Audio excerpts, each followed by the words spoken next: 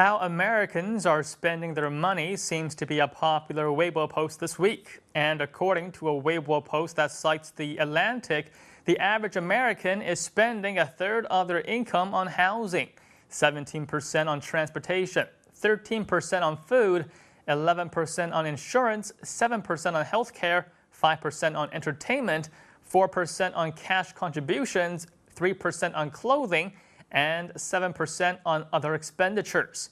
However, according to the numbers, which was released by the Labor Bureau, the bottom 20% income earners are also spending differently compared to the top 20%.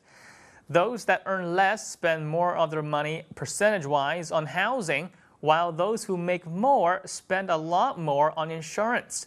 The post also said that being poor could change the way people think, so that they behave in such a way where they don't really save and plan for the future. Now, what about Chinese Weibo users? How do they feel about American spending statistics, and what do they have to say about their own expenditures? Let's take a look. I never knew that the biggest American expenditure was for housing. That's similar with how it is in China.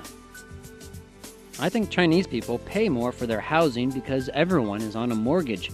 Most families really scrimp on their living just to make their monthly payments. I find it hard to believe that Americans only spend 13% of their income on food. I guess food in America really is cheaper. There are many differences between the US and China. Take myself as an example. My family owns a home, so we don't need to pay for housing. Instead, we spend most of our income on food and children's education. For my family, food takes up to 70% and education takes up 18%. Food is just too expensive. It's nonsense to study spending percentages. The median income of the US is much higher than that of China. We can only study how we spend money after we bridge the gap. The problem we are facing now is that we cannot make ends meet in China. According to official figures from China's National Bureau of Statistics, the average wage of an urban Chinese worker has just about increased tenfold in the last 18 years. Back in 1995, an urban worker made just over 5,000 yuan a year, while today the national urban average is more than 40,000.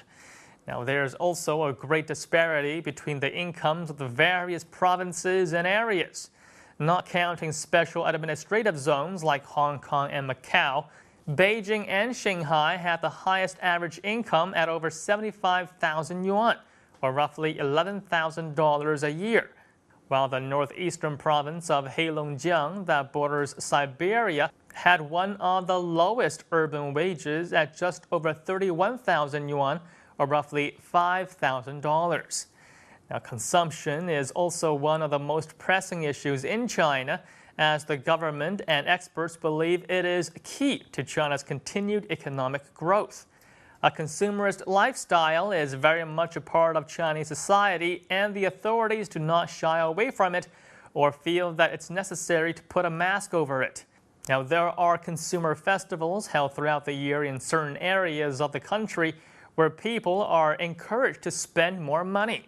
And in cities like Shanghai, giant shopping malls conduct special sales events with discounts that apply to all the shops in the building.